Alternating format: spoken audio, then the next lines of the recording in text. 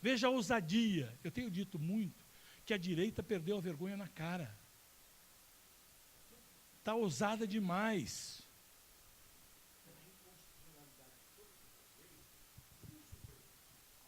Chegaremos lá. Mas aí, então, mexeram na reforma trabalhista, fizeram tudo isso que a gente já falou, vira e mexe fazem alterações legais, enfiando jabutis dentro de legislações, como é o caso da MP 881, e agora fala-se em destruir os sindicatos. Vejam vocês, já na reforma trabalhista, eles atacaram profundamente os sindicatos quando criaram um problema nas receitas dos sindicatos. Perfeito? Agora eles estão fazendo um projeto, que a gente já está discutindo isso, de mexer na estrutura sindical. E é por isso que a gente precisa conhecer a estrutura sindical. Pegar lá, por que lá em 34, 43, com a CLT, e de lá para cá, todas as constituições falam e versam sobre a estrutura sindical e os direitos sindicais dentro da Constituição, nenhuma delas ficou tirada a partir de lá. Umas, eu acho que é de 46, muita gente achava que era na de 46, que foi uma das constituições mais democráticas construídas, essas coisas todas. Porque as pessoas falam muito mal de Getúlio aqui em São Paulo, viu, mano? Esquece de dizer que Getúlio, ao fazer a convocação da Constituinte de 35, lá que ele chamou, ele deu vagas para os trabalhadores. Um percentual dos constituintes tinha que ser oriundo das classes trabalhadoras. Então você tinha eleitos, tinha que ter mulher, tanto que teve mulher, aquelas coisas todas, mas os trabalhadores tinham que ter espaço para falar na Constituinte.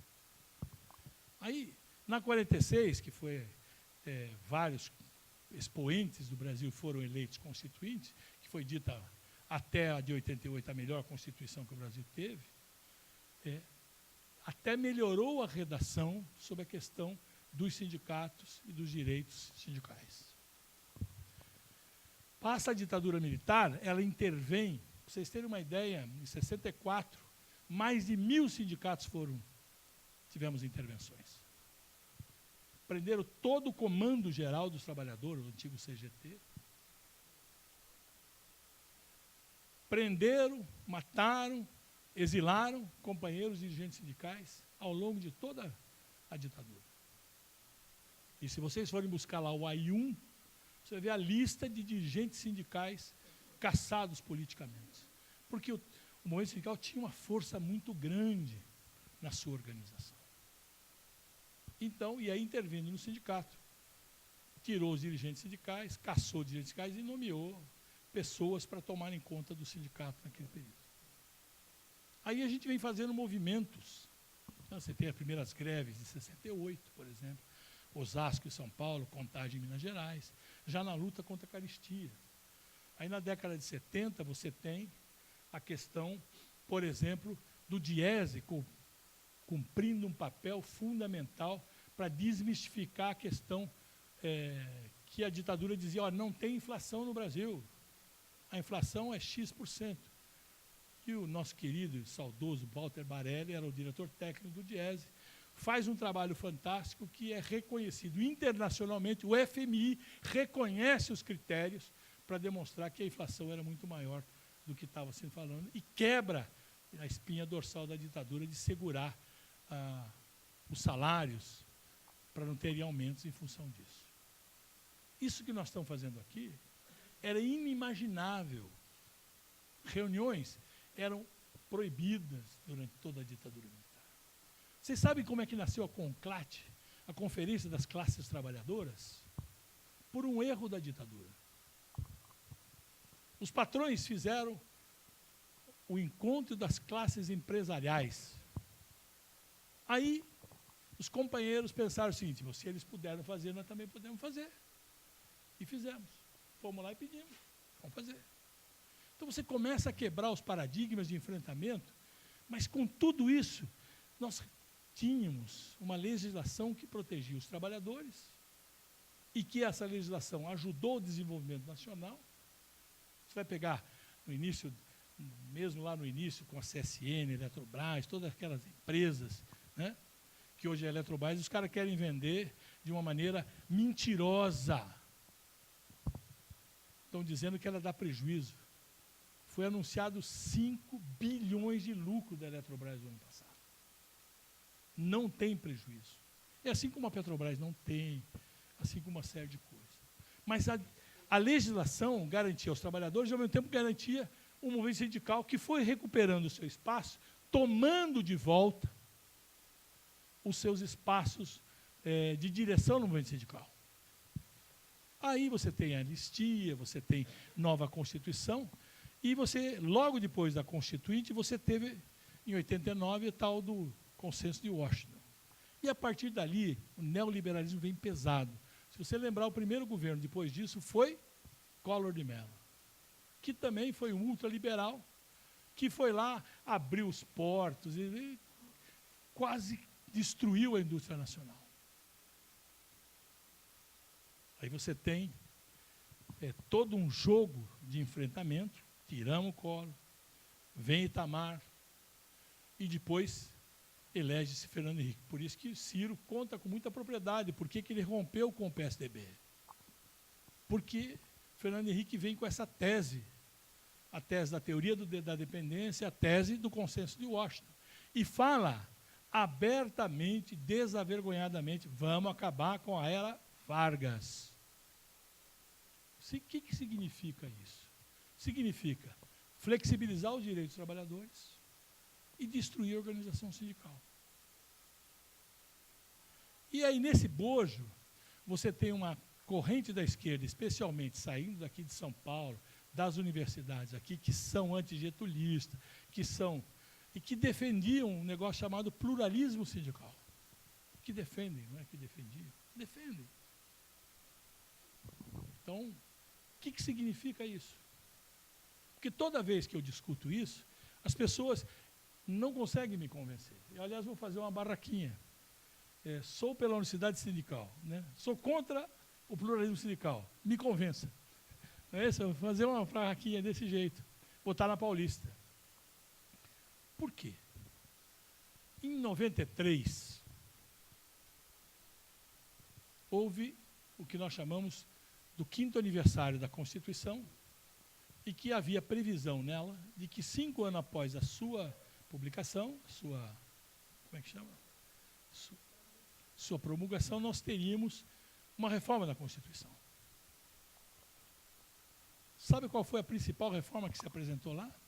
O artigo 8º. 93, o que é? Collor de Mello era presidente da República. Então, os debates foram fortíssimos, e também foi discutido parlamentarismo, presidencialismo e monarquia.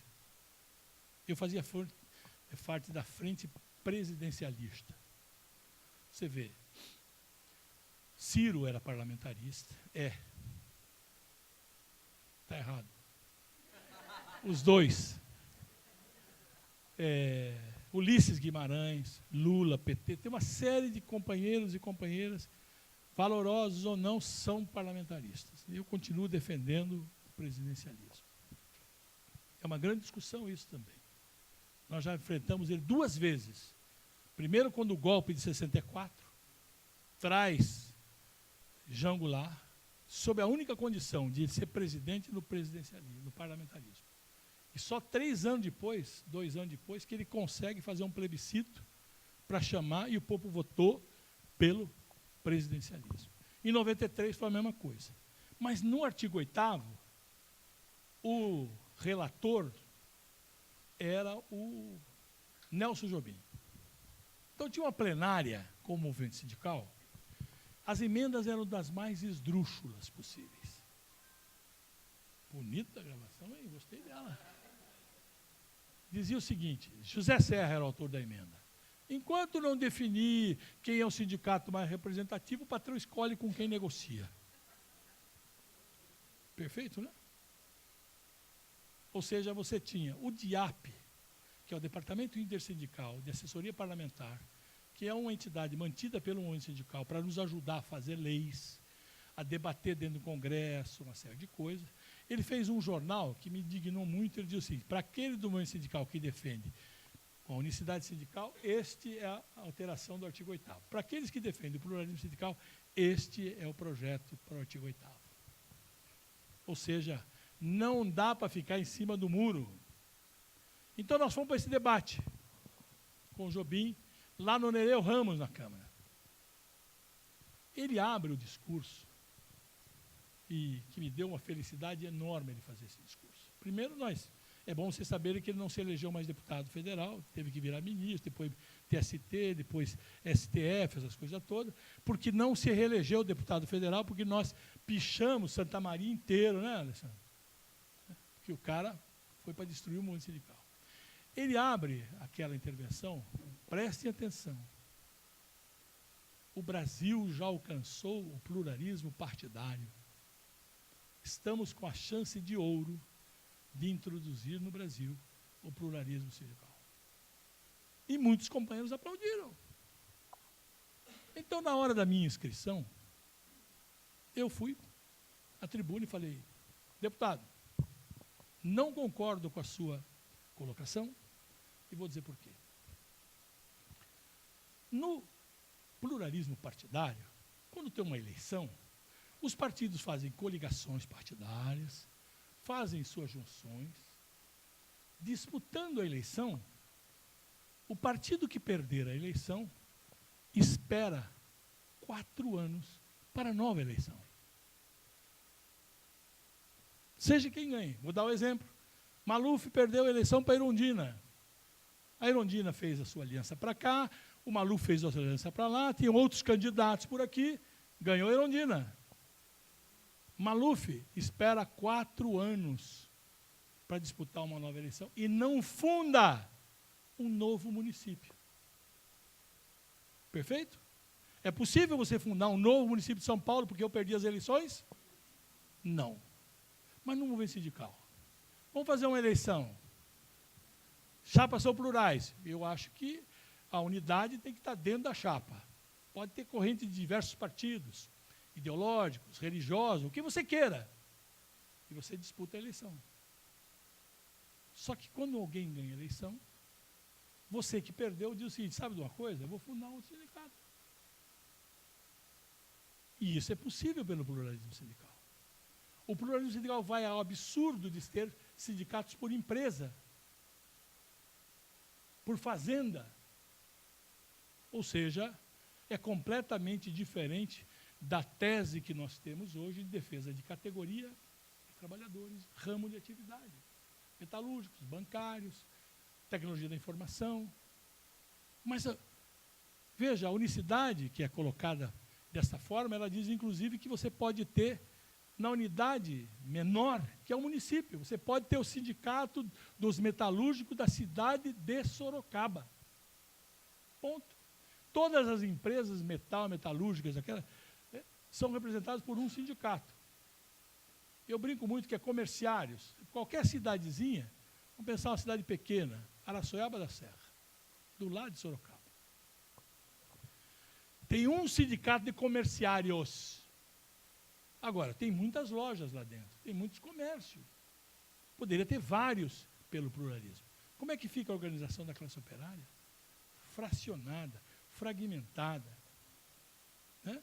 Fragilizada. Então, nesta questão, este governo é o que está dando o mais profundo golpe na era Vargas, no direito dos trabalhadores, na questão do ministério revolucionário, que é o Ministério do Trabalho, ao atacar de cara. Ou seja, ao lançar a medida provisória de reorganização administrativa, já não veio o Ministério do Trabalho. Ele extinguiu o Ministério do Trabalho. E ao extinguir o Ministério do Trabalho, ele dividiu as suas funções, jogando um pouco para cá, um pouco para lá, ou seja, parecia que fizeram com Tiradentes, né? Esquartejaram e jogaram o sal por cima. Porque não tem, a partir dali acabou com as comissões que tinham. Esta semana soltaram uma portaria acabando com todas as comissões que tinham tripartite dentro do próprio Ministério. Então, esta mudança, e muitos companheiros do movimento sindical e do movimento político estão iludidos, achando o seguinte: ou nós fazemos e aceitamos essa mudança, ou nós vamos ser atropelados por esse governo. Nenhum deles me falou em fazer resistência. Ó, que eu digo sempre que não há bem que sempre dure, nem mal que nunca acabe. Se eu não resistir, eu compactuei. Então eu estou precisando convencer os dirigentes do PDT, os militantes do PDT, do que é a unicidade sindical, como é que funciona a estrutura sindical, para que as pessoas possam nos ajudar ao debater, seja com os estudantes, seja com as pessoas em geral, seja com companheiros, todos os coletivos que nós possamos participar, do que significa a estrutura sindical. Do crime que foi cometido com a não compulsoriedade, por exemplo, da contribuição sindical. Porque é muito fácil dizer, isso aqui é dinheiro que engorda os sindicatos. Né? Mas vamos buscar a história. Como é que é o sistema sindical brasileiro? O que diz o artigo 8º? Nós somos um sistema confederativo, que é sindicato, federações, confederações e centrais sindicais. Pois bem, sindicato é por ramo de atividade, e aí você tem a representação da categoria. Falei comerciários, bancários, metalúrgicos. Então você tem, nessa estrutura, você tem duas coisas fundamentais. A primeira delas é a unicidade sindical, que é aquilo que eu represento. Estando no sistema confederativo, não pode ter dois sindicatos de comércio numa cidade, então tem um. Então ele representa todos os comerciários daquela cidade, ou das cidades que ele possa representar. E aí você tem a contribuição compulsória, que é a contribuição sindical de um dia de trabalho, criado por Getúlio lá em 43, para você ter financiamento para os sindicatos. Por quê? Porque quando nós assinamos um acordo coletivo, acordo é sindicato e empresa, convenção coletiva, que é o sindicato com o sindicato patronal, para todas as empresas e todos os trabalhadores, seja ele sócio ou não sócio, ele tem direito a todos os itens da convenção coletiva. Então, ele deveria pagar a contribuição sindical para sustentar o sindicato que lhe dá todos esses direitos. Vejam vocês. Então, você tinha dois pilares: a estrutura sindical, unicidade sindical, representação por categoria, e universalidade dos direitos. Ou seja, o que ganhou? A categoria ganhou, por exemplo, o aumento de 10%, não é como no pluralismo, só vale para quem é associado. É para todos os trabalhadores. Contribua ele com o sindicato ou não, seja sócio ele do sindicato ou não. Porque tinha uma contribuição compulsória de um dia de trabalho por ano que vinha para ele. Só que essa contribuição de um dia de trabalho era dividido em partes. Então tinha 60% vem para o sindicato, 15% vai para a federação, 5% para a confederação, 10% para a central e 10% para o Fundo de Amparo ao Trabalhador. É para o FAT, conta seguro-desemprego. Perfeito? E, antigamente era 20%, antes de existirem legalmente as centrais, eram 20% que ia para a conta salário-emprego. E aí, quando eu assino uma convenção coletiva, que vale para todos os trabalhadores de tecnologia de informação do Estado de São Paulo, não importa se ele é sócio, se ele não é sócio, se ele gosta do sindicato, não gosta do sindicato, ele vai ter o reajuste, vai ter direito às horas extras que estão acima da...